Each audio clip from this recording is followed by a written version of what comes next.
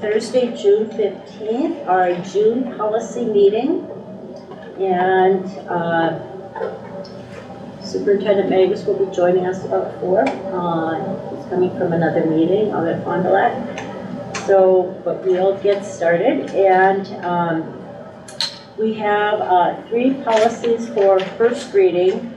Policy 503, student attendance, 102, equal educational opportunity, and 504, student dress and appearance. We have a number of policies for second reading, policies for review, and then 4 informational regulations. And just a reminder that the policies for review are a renumbering, so and then the regulations are informational. So we'll start with policy 503, attendance. And if you look at the policies, you'll have seen the recommended changes in yellow, and also the original policy was with us as well. And Assistant Superintendent Bonds, do you want to Thank you. make any comments? Not this time, but I will just turn it over right away. We have a number of policies to our Director of Secondary Education, Director Larvis, will walk us through the proposed 503 student attendance. Yeah, thank you. So, as you're going to hear about later, we're updating our student handbook, and there are some things in the student handbook that kind of correlated along with some policies that became reviewed because we engaged in this student handbook project, and one of them is around student attendance. So we're taking a look at updating student attendance.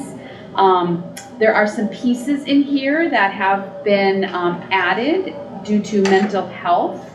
Some of the reasons why you might be excused for mental health appointments, and also some grace given to some of the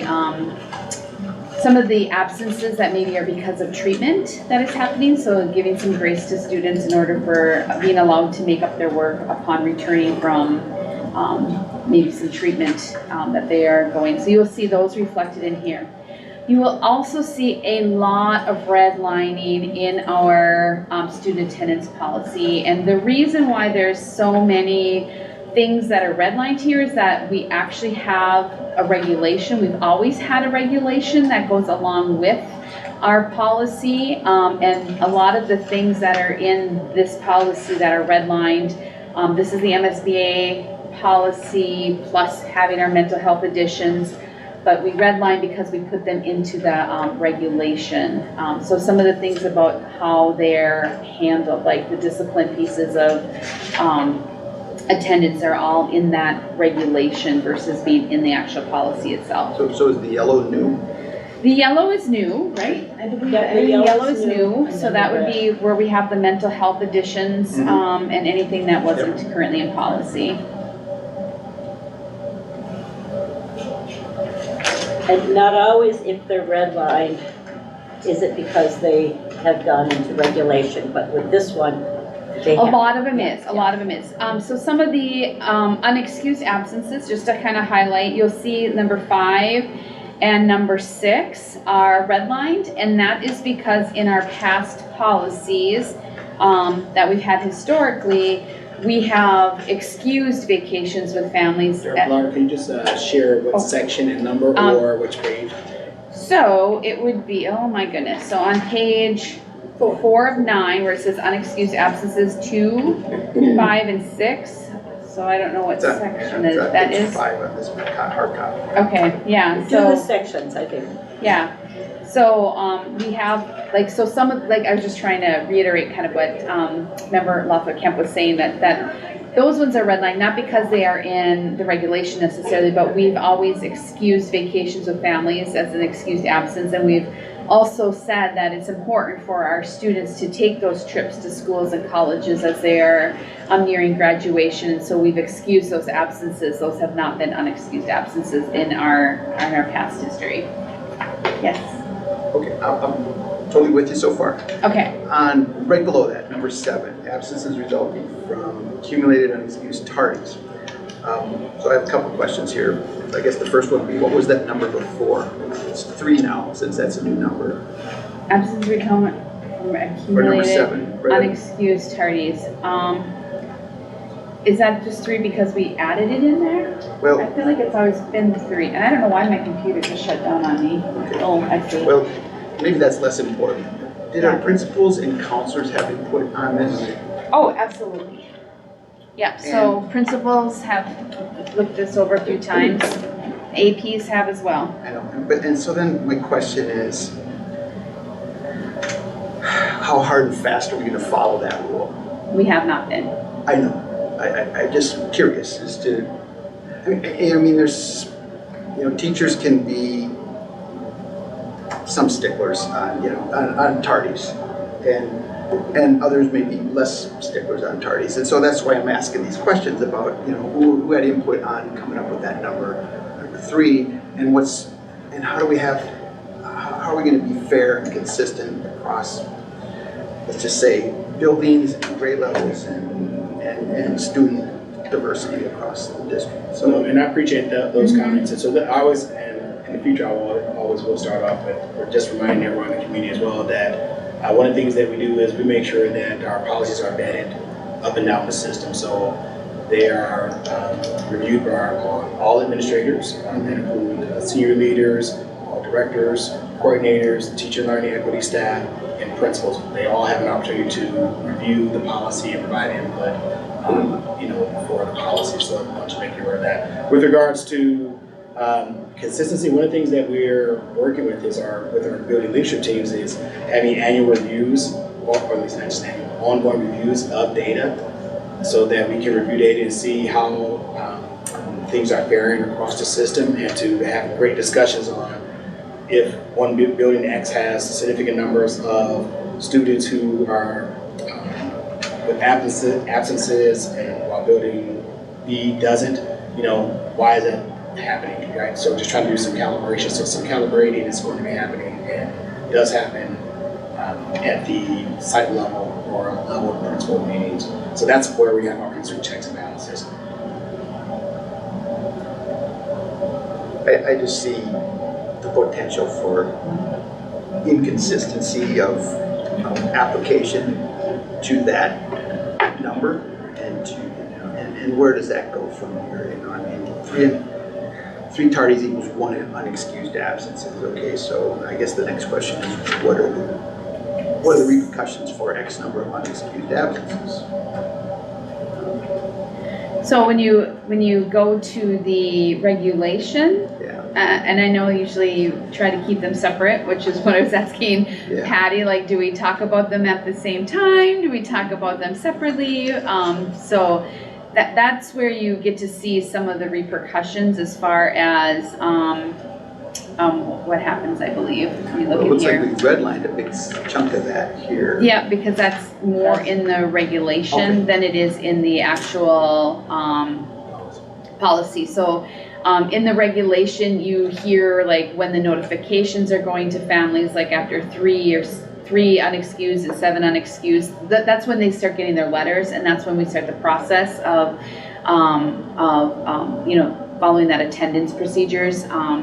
So schools are sending out the notification letters, working with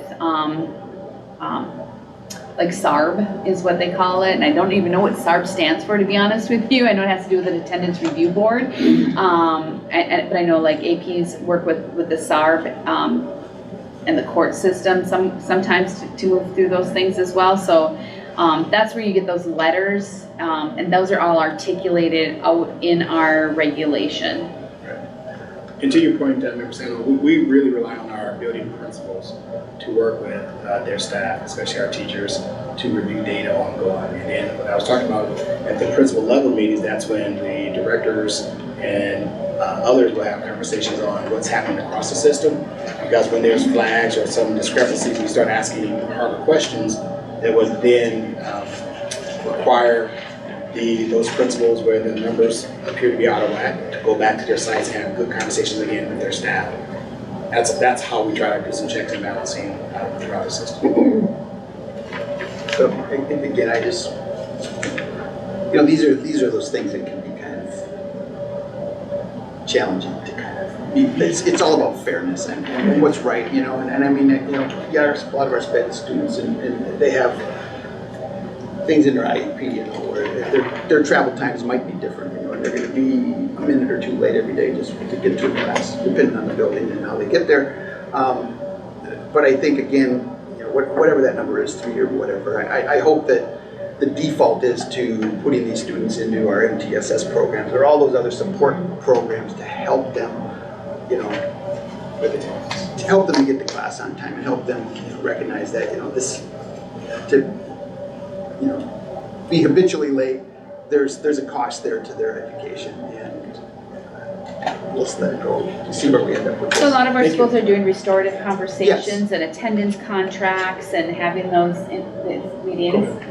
Director Crane, I know you wanted to share something quickly. I hear your line of questions.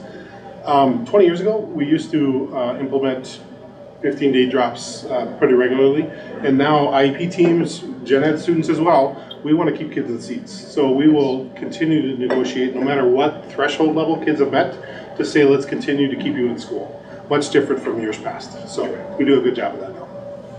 And also at our last quality steering committee meeting, we actually had a bit of a discussion about just attendance in general and how do we really have more of a campaign to help educate our families as well on the importance of attendance, you know, at the start of the day as well as just kind of daily attendance for a variety of reasons. And so that conversation also happened at that level, and I don't know where it's gone from there, but I think that there was consensus at that meeting that, yeah, we need to figure out more ways to help educate families on the importance of being on time and supports to make sure that happens, but also just attendance in general and the impact it has on student learning, as well as frankly on our budget when kids aren't in school. I don't know if there's anything else you want to say about that. Well, that kind of gets to the family vacation bit, you know, because some families are going to take more vacations than other families, you know, and so we don't have a number there on family vacations. I mean, so we just redline that, but, you know, what, kid miss 15 days a semester because they've gone on 2-3 trips in the fall or winter. I know a few things. Yeah, And those are things that are, to be honest, are beyond our control. We try our best to put in, you know, parameters in terms of what would happen in terms of how we support students who are chronically absent or chronically tardy, and what can happen restfully in terms of discipline for them. But at the same time, when families want to make decisions and take their student on vacation or keep them home, you know, families are still making those decisions. And like I remember Dr. Kim said, we are trying to have campaigns and encourage attendance because we want kids in school. So some of these things are just beyond our control, but as a district, I think we're doing a good job of not being too punitive. We're actually trying to soften it up, right, while at the same time trying to encourage attendance. Right? It's a delicate balance. So. yeah, I know it is. Yeah. Thank you. I don't want to get stuck here on those 3. Well, I have another question though. Yep. Member Selection. So letter C, number 3, where it's, this should be, mine wasn't in color, but it should be the part that's yellow where we added in the mental health components. And so, it says middle and high school students will have a reduced workload if exemptions are not possible based on course requirements. Can you talk a little bit more about that? Because yes, I've had a few parents reach out and know someone personally who, you know, their child has spent a significant time in inpatient treatment working on mental health, only to come back to school and have to make up so much work, even though there's some accommodations, only to have the mental health spiral again because it's just too much work. They got too far behind. Yeah. So And we have not had the mental health language in here. This is all new language being added. But the part about based on course requirements. We have certain courses that are tied to universities, and there are course requirements in order for them to gain either articulated credit or credit for colleges. So I think about like our CITS programs and some of our programs maybe in some of the CTE worlds where they're possibly able to earn like articulated credits at like LSC or something. Those are some things where we have course requirements that they have to meet in order to get those, to get that credit. And so that's where that comes into play. And then on the previous page, so under C2, students will be allowed 2 days for makeup work. I guess that's more just having to do with absences, but what happens if, and maybe this is more in the regulation, but what happens when maybe the parent is trying to advocate for their student? They did a 2-week mental health inpatient, they're coming back, they're trying their best to keep up with the schoolwork, the kids maybe starts to struggle again. How is that navigated within our schools? So as far as like, what if the parent and or student and maybe even the doctor think this is too much, but if a teacher's not, So first of all, it's not 2 days that they have to make up work. It's 2 days for every day that they're missed. I want to make sure that was clear, so that if they're gone for 2 weeks, they have basically a month to get it back in. I want to make sure that was clear. Yep. Thank you. And as far as some of the, I think about my time when I was the building principal at Lowell Elementary School. We had discharge meetings often for students that were being released from a treatment facility. Like if they went to Amber Wing, we would have a discharge. And a lot of times those conversations would be opened up at that time. I'm not saying that all situations will have that kind of setting, but we have the ability to do a 504 for a student for mental health reasons as well. So if they've been under doctor care, we can come back in, we can write a 504. So there's lots of things that can be done to navigate this for students and families to make it so that they don't dig themselves a hole. That's the whole reason why we're adding some language around this, is that we really want to ensure that our students come back and can feel supported and can feel success. Thank you. And so something crossed my mind, and I don't want to get bogged down on this too much, but a lot of students, so if a student misses 10 days, they've got 20 days to make up that particular work after the 10 days that they've been gone. The days that they've missed, they have 2 days for every day that they miss, so that'd be additional 20 days to get that work completed. And again, there's a lot of students, maybe most students can handle that. Maybe there are some not on IEPs or not, or 504, or students that have documented changes to a schedule like that. And so I'm wondering if there could be some other language added here, something along the lines of, 2 days to make up work for every day absent upon return to school. If additional time is needed, that can be worked out between the counselor, the teacher, and you see where I'm going with this. I mean, there are students that are probably going to need more than that, because for them coming back just to keep up with everything they're doing after missing 10 days. And I think that's where that third part comes into play, because number 2 is really for any student that has unexcused absences get 2 days of makeup time for their days. Number 3 is really more about that inpatient hospitalization, that treatment that they're receiving, and that's where we are, they should be exempt from missed assignments during that time period. If they can't be exempt, they're not possible, then they should have a reduced workload. So that's where some of that is, that language is coming there, is that they should either be exempted or be reduced, unless we have situations like if they're in a CIT course where they're trying to get that college credit, then they have to meet those course requirements. So that's all of what number 3 is about, is for those special cases. Let's see. And it does say, some approval by writing by this building principal following consultation with teacher, school counselor. Okay.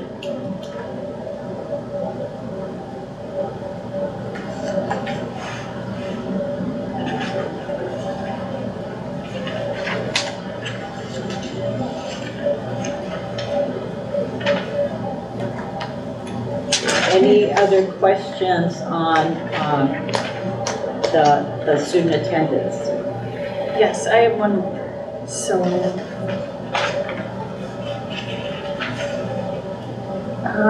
So section B,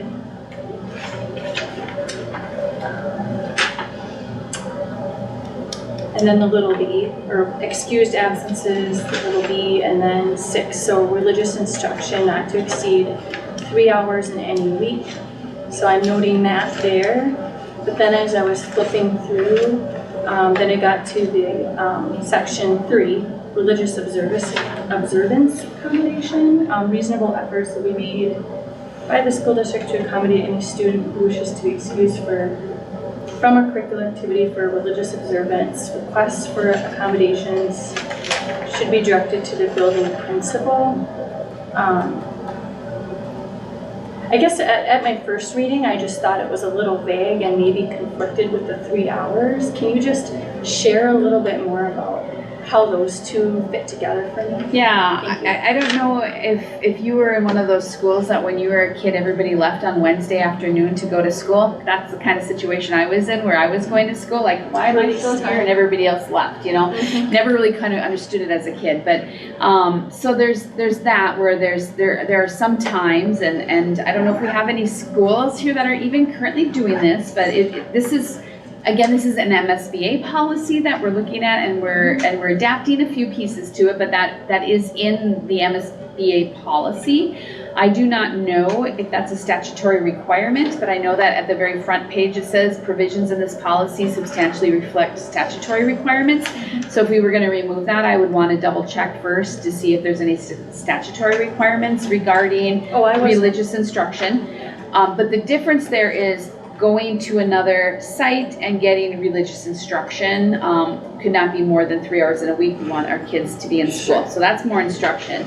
The religious observance accommodation that we would have would be, you know, if we're going to be, I think about some of our students that maybe music performance is not within their religion. Are we going to make them participate in concerts at the elementary set? You know, that's more of what that is about. Like that might be something that we wouldn't have them do, or maybe it's Ramadan, and so then these students can't participate because they're involved in that, like there's some activity in home ec or something, and they can't eat. You know, like, can I not have to go and smell food and eat food because I'm doing Ramadan right now? You know, so those are the kind of accommodations that we're talking about. There is more of that. Sure. So yeah, and I wasn't suggesting you take it out at all. It was more of just wanting to make sure that all of our students were protected based on their religion and what they need to do, similar to the examples that you shared. So, Yeah. Thank you. And it does also add on there that requests for accommodations should be directed to the building principal. So kind of who's responsible, the building principal, to work with the staff or the coach or whoever if there is issues, I guess. Yeah.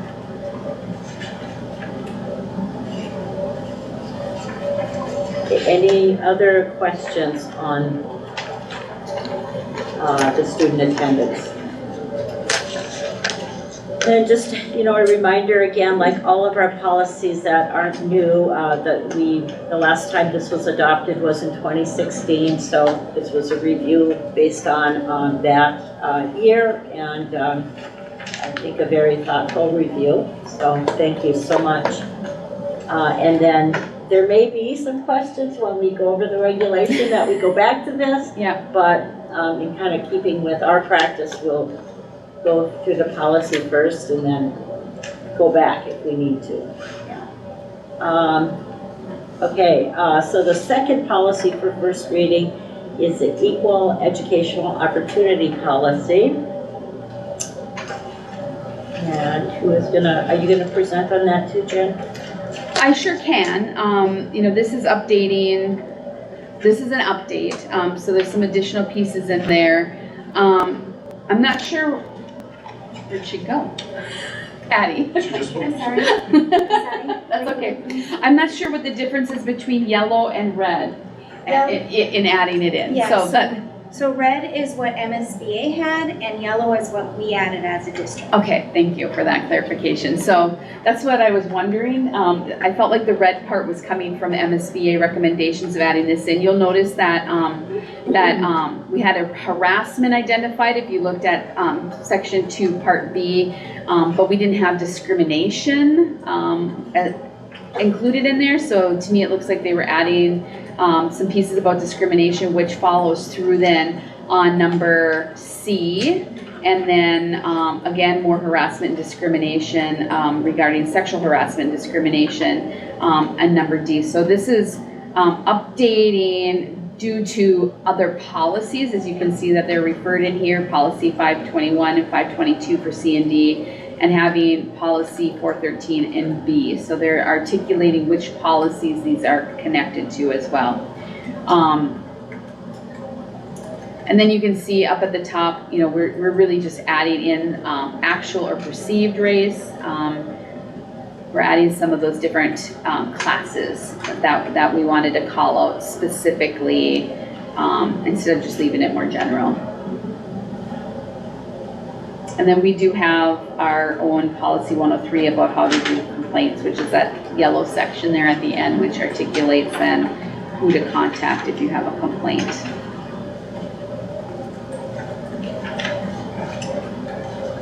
And again, this policy was passed September 17th, 2019. So it's been updated since that date. Any questions on this policy?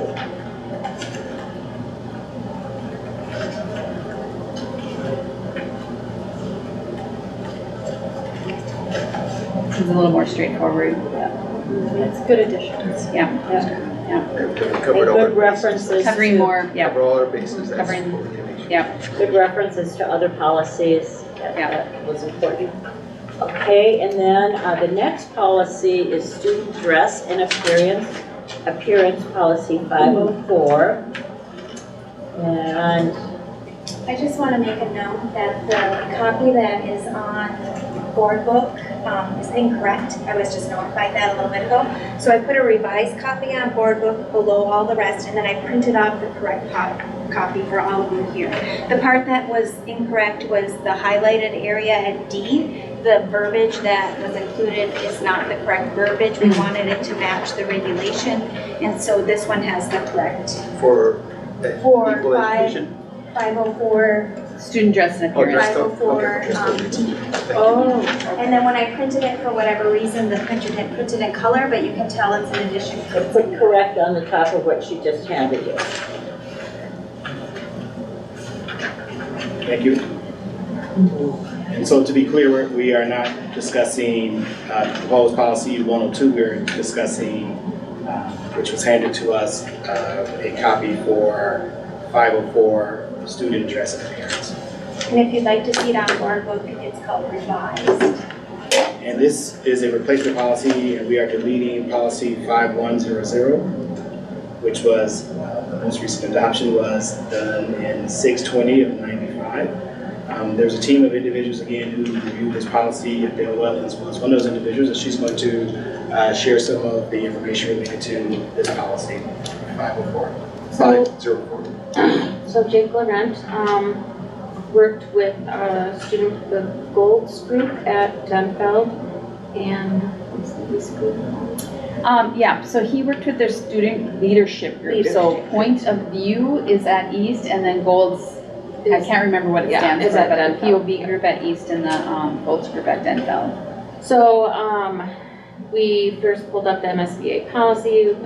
The students, as well as Jake and a couple of others, felt that there were some discriminatory language regarding females, which today Terry Morrow at the MSBA handbook update and policy update mentioned that they are gonna have a new policy with less sexist language.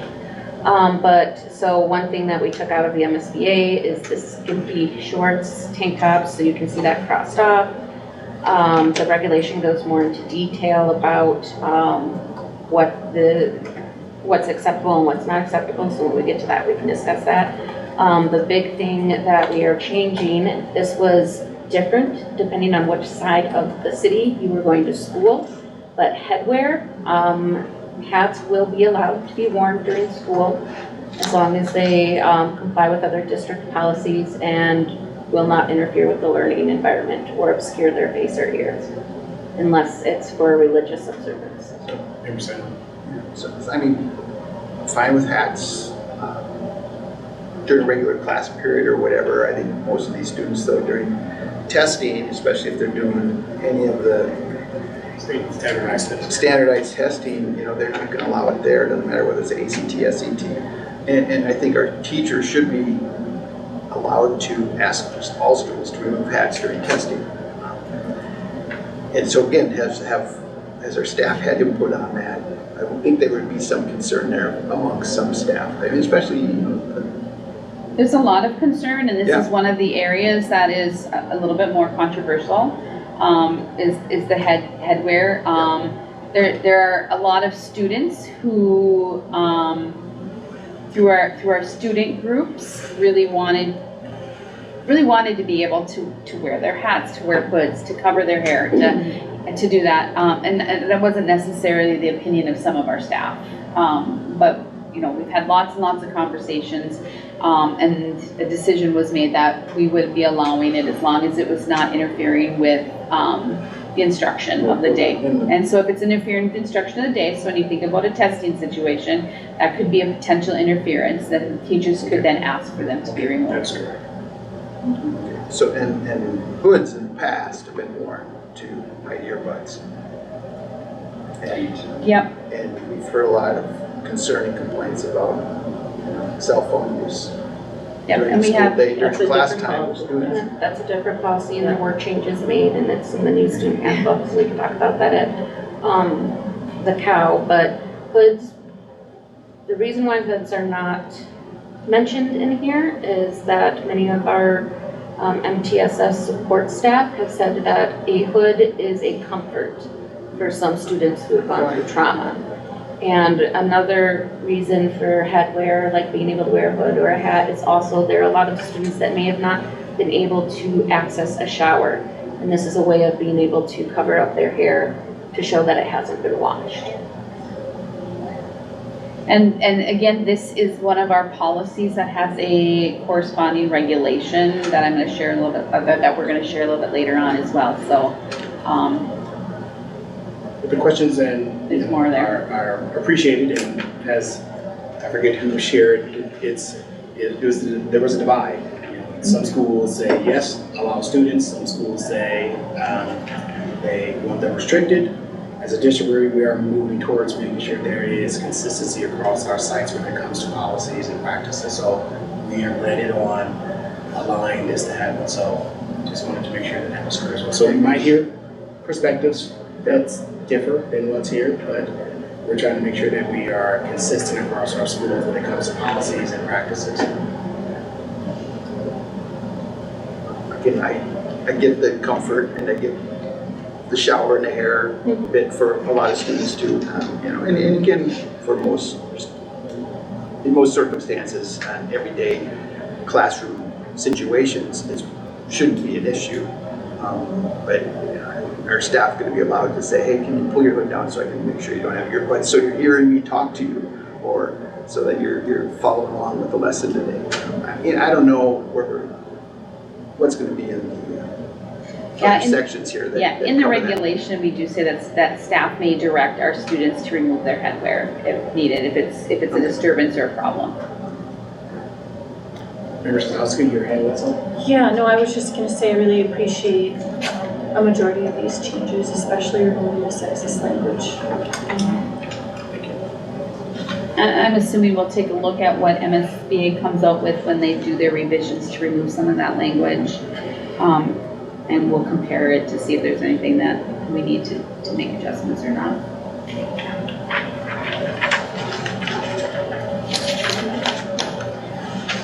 Okay. So then we can move on to policies for our second reading.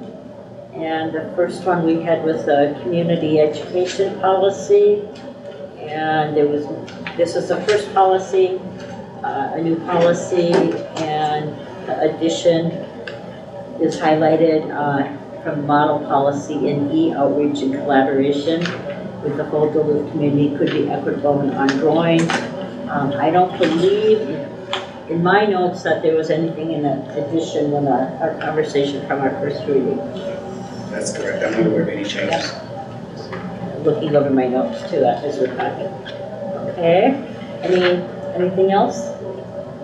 Okay, then the next policy also was a new policy, but it was replacing 3188 video security other than on buses. And again, through the discussion, I did not see any additional comments from Agreed. No additional changes no additional changes. to this policy. Okay. And then the next policy was 509 enrollment of non-resident students. And again, this was replacing 5035 non-resident enrollees. And it was based also on the NSBA model policy.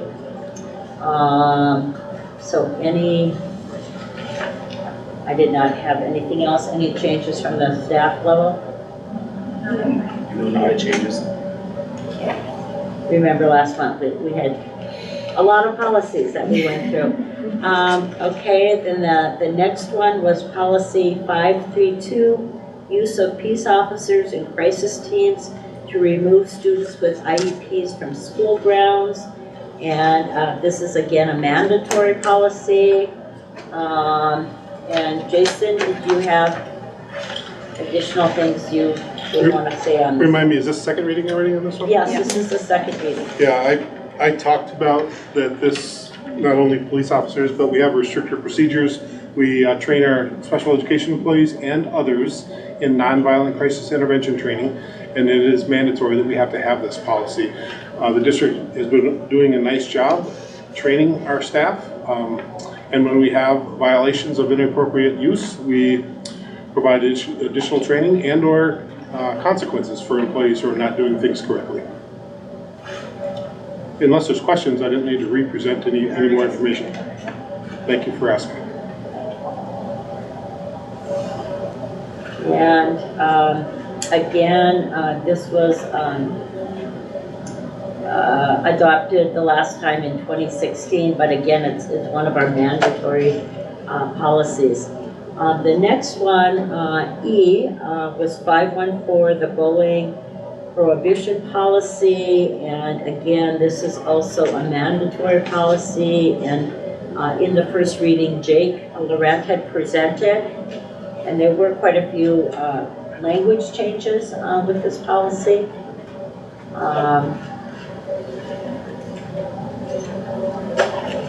Particularly in the purpose, the general statement, just a number of different language changes and additions. That's correct. I'll just mention from the first reading to this one, there are just some, you notice that there's some minor changes. It was just in the translation from all the changes, a few things had to be cleaned up in the form. But it didn't change like the essence of the policy. Second reading. Specifically, if you look at under definitions, section 3, Yes. but you have to scroll down pretty far, maybe a couple pages. So section 3, go all the way down to M, you will see responsible authority. That's a minor change that occurred there that names the executive director of business services and finances, Salon Zulich. You continue Is to. that 515 or 514? 514. I don't see an M under I don't see 3. an Yeah. I'm in. So I think you're in the, I I'm think in you're in, 515. I think you're in 515. 515, okay, quickly, yeah.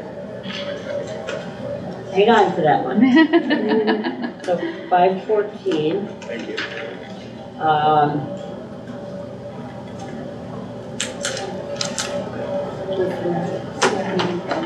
Any,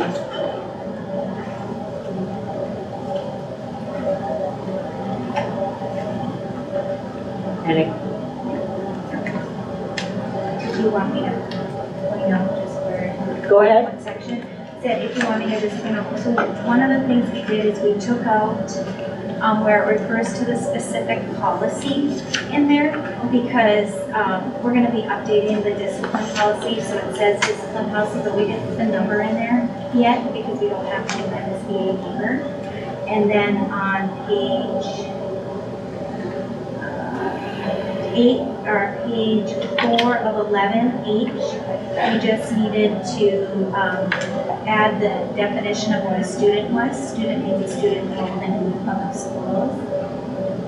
And then in the reporting procedure, B, we just wanted to include that oral reports can be considered as well as written reports. And then,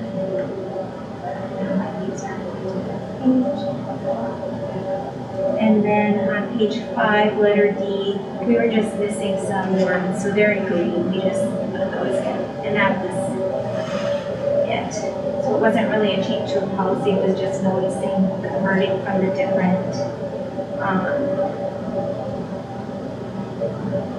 with all the changes, just a couple things got missed in translation. and under the reporting, it does reference the website and the handbook under this. I don't think that was new, but it is highlighted there as well. So when we go to the handbook policy, we can see how it was referenced again. And the bullying webpage is a new webpage that has been brought out from and dusted off. It apparently existed on the old website, but it was hidden, so now it's out front on everyone's page. And it has links to every program in school, bullying report. So any additional questions to 514? So again, I sat in on the MSBA handbook and policy presentation today by Terry Morrow at MSBA. And so there is one thing that he mentioned. So the state legislator approved malicious and sadistic conduct to be part, and according to Terry, it can just be added into the bullying policy. So I got the language today for that. So it would just be the definition, which would be malicious and sadistic conduct means creating a hostile learning environment by acting with the intent to cause harm, by intentionally injuring another without just cause or reason, or engaging in extreme or excessive cruelty, or delighting in cruelty.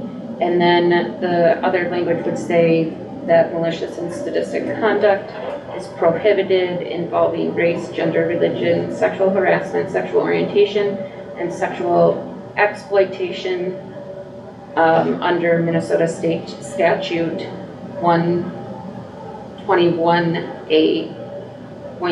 121A.0312. So that would be an additional, That would be something that, definition? yeah, I just got that language today, so that's something that you guys, So clarifying, like, we could put it in here. Yep. Or we would have to create a whole new whole new policy. That's the clarification. But we have to have it now that that's a legislative change. yes. So would we add that under section 3 under the definitions? Yes, yeah, so Okay. that would be under the definitions. Okay, and then everything else would satisfy the requirement. Just that he said, Terry said that paragraph would satisfy the requirement and that's mandatory. Yep. So if we as put, of next year, school year, so. so if we put it in, even though this is our second reading, it is mandatory. So we could go ahead and pass it in a second reading with that. Because it's a legislative requirement, so it only requires one meeting. Yeah. So could you add that before it goes out next week? Yep. Could you, for the policy committee, just send us that so we Yep. have that language to think about? And then do we have to put the states, make sure that statute that it is listed with the statutes Yep. in the end of the policy? as a new statute? Mhm. Okay, great. Thank you for going through that. I had hoped to have the handbook meeting that they had today. I was interested. I'm glad you were. It was recorded, so I'll be Yeah. available tomorrow. I saw that too. But that's great, because look at all this information you have for us. So we're good with that? Absolutely. Yeah, Okay. thank you, Adele. That's a great idea to have. Paul being who's in this section. Okay, excellent. Thank you. Thank you, Patty. And Paul, while you're walking in, we're going to add some language to the definitions that was just passed through at the state legislature. That's mandatory, and so we're just going to add it under the definitions, so it will be included next week when we pass this in the second reading. On bullying? Yes, on bullying, so the definitions, and Adele's going to send the language piece to us just so we can, as a policy committee, review it. But it will be added to the statute that it references will be added at the end of this for our meeting next week, and we are able to pass it because it's a mandatory. Okay. We'll see that. We'll see that before the board meeting. Yeah, it'll come out, but we could hold off on it, or we could just add it, and Amber and I agreed with the recommendation that we would just add it and move forward. So any further question on that? Okay, the last second reading is 515, protection and privacy of pupil records. This is replacing 5060, collection, maintenance, dissemination, and retention of student records and information. And now you can add your additional comments, Assistant Superintendent. Well, thank you. And then again, under section 3, M, there's a clarification or change right there. Just the responsible authority, and it identifies the executive director for business services and finance and all knowledge as the individual who has the responsible authority, who is the responsible authority for that. And that is the only additional change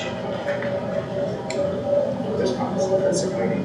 I think one other place way down on page 19 and 28, we added the same thing, Executive Director of Business Finance, Business Service and Finance. We just identified who the authority was. I think it was just left open, and so we added that. Or it was requested. So any additional questions on that policy? Okay. Okay, excellent. And again, just please pass on to all of the staff, thank you for getting us through that huge chunk of policies there. So then the next policy for review, and this is just a renumbering, so we just need to review it, is again policy 530, immunization records, renumbering it from 5130. And is there anything in addition that we need to say on? So we've been using the MSA policy for several years now. We didn't renumber it when we started using it, so that is simple changing of the number, and it's refreshing the date. 2014, by my recollection, is the last time we updated this. One highlight is that our procedure for implementation doesn't necessarily align yet until next year with the implementation of a 30-day wait period. We've been executing more like a 90-day wait period and excluding students November and or December. And next year we plan to have 30 school days and then implement late October the exclusion date for students. We're working with Adele, trying to be really transparent, as much communication as we can have as possible. even putting in, I think, in the handbook or something like that, right? Yeah. Just trying to be really transparent with our families, because this is a hot button topic. A lot of families call it in the last 2 weeks before, when they're getting several notices well before that, and complaining that their student might be excluded. So we're trying to do better. And I recently learned that August is Immunization Awareness Month. So that we'll have a social media campaign. I'm sorry, it's September. Maybe at the community, in the community, we'll set up an immunization booth or something. St. Louis County is willing to do that. So Yes, love it. Yep. Working on it. Amazing. I wonder if they'll have some little handouts that parents can keep track of the records on. We do. Okay, excellent. Yep. There. I know, those were helpful for me. Yes. It is actually on our website under health services on every single webpage.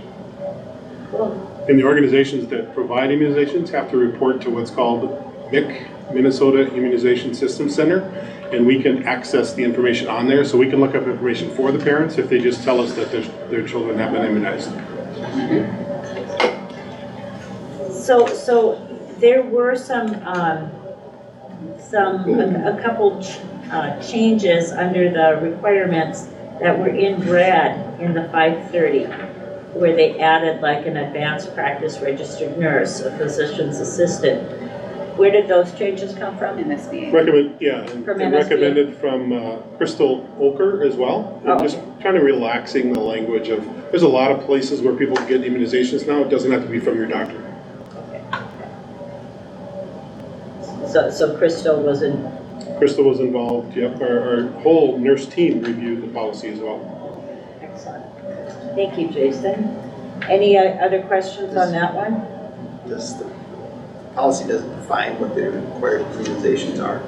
I don't see. No, we have a separate document for that, but the policy doesn't, because we update policies, in this case, every 9 years, and the standards for immunization standards change year to year. For example, the change that happened this year is 12th graders had to have an extra dose of meningococcus or whatever, however you say it. I know that because my daughter was a senior and she had to have an extra shot, or otherwise she might be excluded. So, and that was a recent change this year. We don't define numbers, those are coming from where? Exactly. The requirements are coming from State of Minnesota. State of Minnesota. Right, right. Speaking of, go ahead. Do you have to have parents sign a release or something to get those immunization records, or are those just? Nope. So like when you go to get your immunization, you'll get a copy of a note from the provider, and they can just make a copy of that or turn that into us, and then we record that information. And like I said, we can look it up on MIC. That's what I meant, looking it up. We don't have to ask for Okay. permission. Okay, No. thank you. So like when we run a report and we have 1,000 students at the middle school, because the key grades are a lot of shots happen in kindergarten and 7th grade. And we can look up stuff proactively, and then when we don't have the information or it's not on MIC, we contact the families and say, we notice your child might need this immunization, and we give them reminders. Several reminders before the exclusion date. Speaking of injections and updates, and we have a super intensive agenda, but I just saw 2 hours ago that tomorrow MSBA is going to release a new policy on Narcan, so Yep. we'll have to consider that if that hasn't been discussed already. We heard that, and we gave a forecast that while we just went through a Narcan policy, we're going to update it because there's been some changes. And we talked about that when we passed it. We wanted to be ahead of the game, but knowing that there could be changes quickly. So, way to go for being ahead of the game. Okay. Then now we're into the regulations, and again, these are always informational. You want me to turn it over to you, Jen? Gender, I believe Adele worked on that one. Oh, okay, so 541R, Jake. the Yep. gender inclusion regulation. So this regulation goes with our newly passed gender inclusion policy. It was myself, Jake, and a group of community members as well as staff members who worked on this. We took a lot of language from St. Paul's regulation as well as from New York City's Department of Education. We had we had this go through cabinet, TLE, as well as principals. And then after it went through them, it went to our attorneys to go over. So what you're looking at is the attorney edited version. One thing that the attorneys suggested that we did not originally have is a require for parental consent for our elementary age regarding preferred name or bathroom. So we do allow any student in any grade to use the bathroom they identify, use the pronouns that they prefer and the name that they prefer, but at the elementary level, the attorneys suggested that we require parental consent before allowing. I'm just looking ahead at the procedure, so under 2, procedure in modifying student records, are you referencing the end there where it says forms completed by students under 18 must include the parent signature? Those are the 2 additions? Yeah, that was also added, and then the form, it mentioned the student records form. There was a part where it said they had to use their legal name on diplomas, but we got clarification from MDE, who actually, there was a person from MDE's Equity Inclusion, their new department that sat on our committee, and he said that you can use preferred names on diplomas because it's not an official document. It's just ceremonial.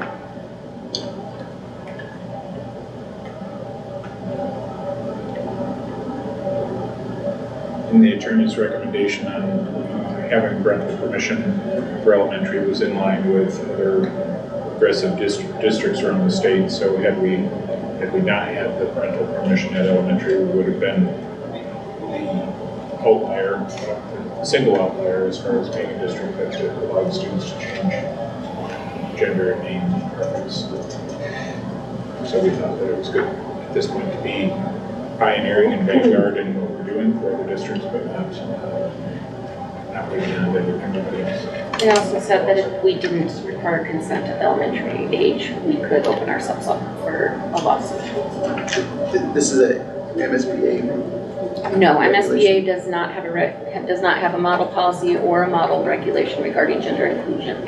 So this is kind of coming from what else exists out there. Yes. Right, as well as MDE. Yep. Well, that's Okay. other school districts who were early adopters. And keep in mind, there's only, I think, 10 or 12 school districts in Minnesota that have passed this so far. And the regulation is the piece that we work on to develop the process to our policies. Yep. And the person who's from MDE, I can't remember his last name, but his first name's Jason. He also worked on this when Minneapolis was going through and changing all of their policies to be gender inclusive. So he was actually a really good asset for this. Excellent. Thanks for bringing him in. Any further questions on this regulation? So we don't vote on the regulation, it's just informational for us. And staff can always bring back additions to the regulation if they feel down the road. That is correct. Okay, then the next regulation, Yeah, we have 503R, student attendance regulation. Again, this has some of those pieces that were in that attendance policy that were redlined because they're in our regulation regarding when we notify due to absences at the elementary level, at the middle school level, and at the high school level. It's kind of broken down into the procedures that are used and what we follow. The one change that I want to share with you in red is the amount of time that students have in a tardy window. So I know that this regulation was passed back in 2020, and it seems like it wasn't that long ago that we're looking at it again, but you have to think about now kids have come back and we've had some normal years since COVID, and what has happened is that students they have a 5-minute passing time at the middle school between classes, and they use that 5-minute passing time, but then they also are thinking that that window for tardies is also time that they should not necessarily be in class. And so we're shortening that window of time. If a student was taking that 10 minutes of tardy before they turn into an absent, they're really missing, when we think about a 49 or 48-minute class period, they're missing almost a quarter of their class by missing 10 minutes of it. And so what we wanted to do is shorten up that window of time. So students will still have their 5 minutes of passing time on our current schedules that we have, but that tardy window is being reduced down to 5 minutes. So they need to get into class within that 5 minutes to be considered marked tardy before they become absent. What this may do is increase our absentee rate. We do recognize that, but again, it's one of those things that we're going to be pushing hard on kids to get back into class, and they do it now. They're like, get to class, but the kids are using the tardy as reason to stay on the hallways maybe a little longer sometimes. So, yeah. So that's the change that we have, that went through APs, it went through principals, it went through all of our groups to talk about it, and this was the recommendation that the schools had.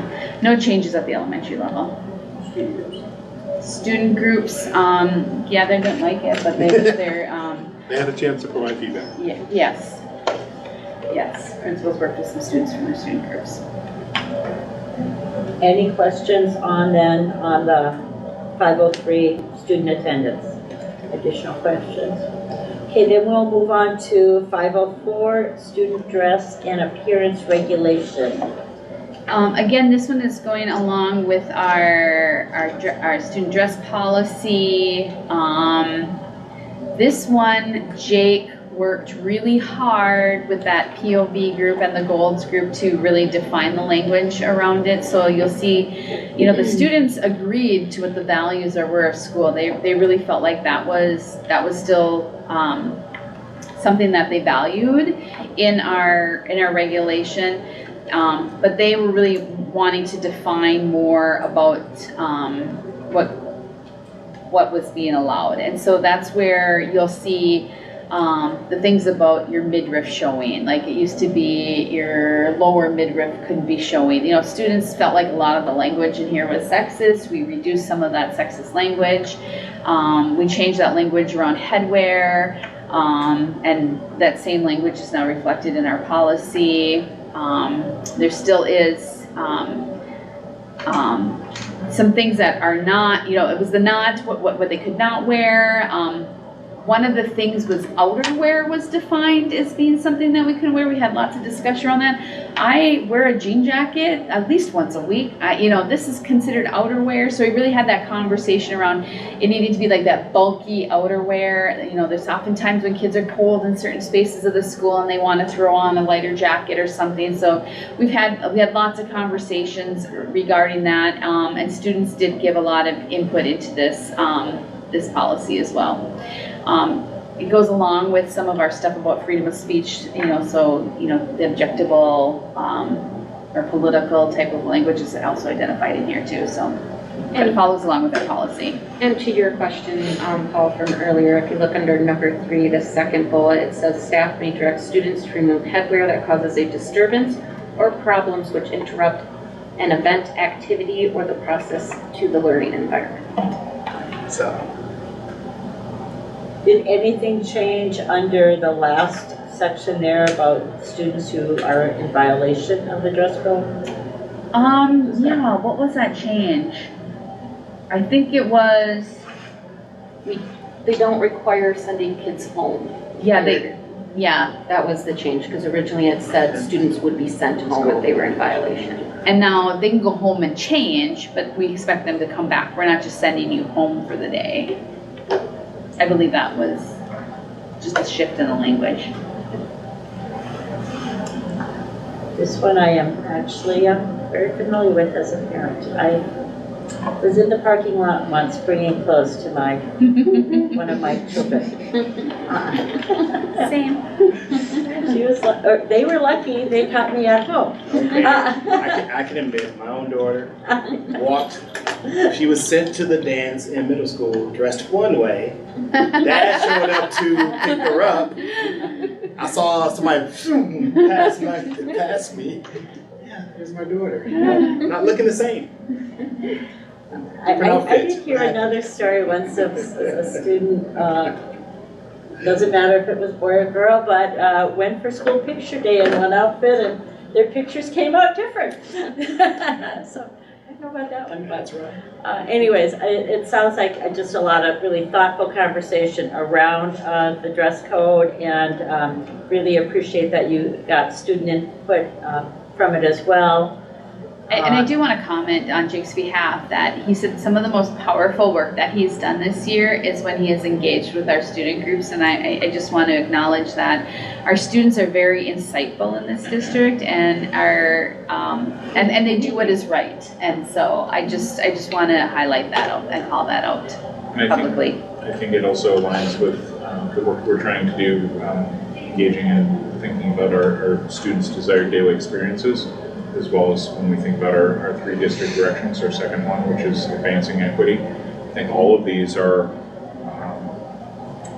steps in the road towards what we want to do overall, and will cumulatively bring us in a much more positive direction. And if you look at the student surveys from the desired daily experiences, there was a lot of comments that they wanted hats. We already do that. Thank you. The last regulation then is 515 student records update form, and it's renumbering from 5060, and it's just the form, right? And removing. Yes, the form, and then removing that part about diplomas needing the legal name, so.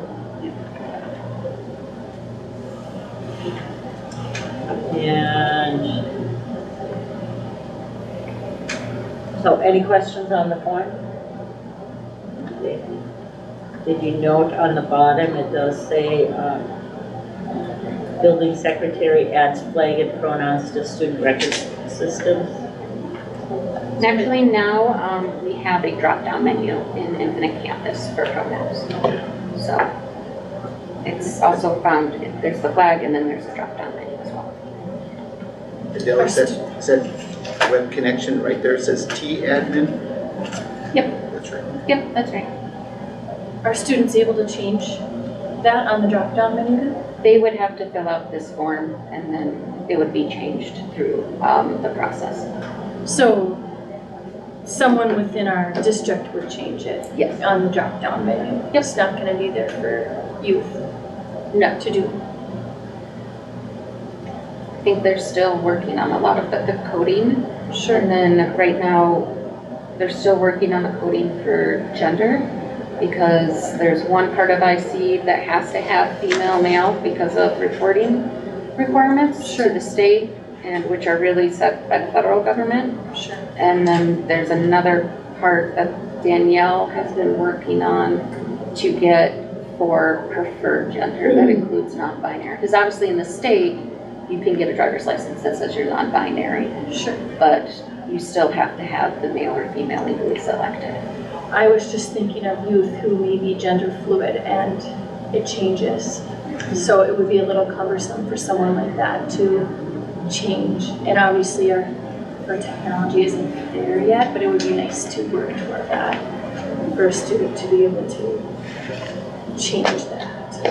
Yeah, our technology definitely isn't there yet.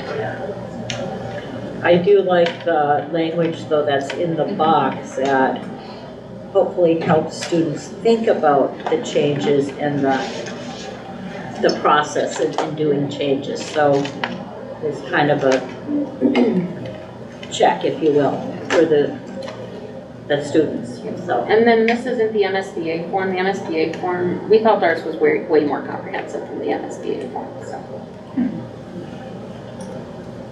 And I would have to say, as we get ready to close, even though this is not the end of our policy committee for the year, this is the end of the policy committee for the school year. And I want to take this time to first congratulate everyone for all of the policies that we moved forward this year. I think we moved forward a significant number of policies, and I want to thank the entire team, especially Director Larva and Dale Ellens and Jacob Laurent and Jason and especially Patty, who also has to help support a lot of those policies. So I just wanted to take time to thank the ones who are here and those who are not here for all the work you did this year too, for dozens of policies. So I just want to say thank you.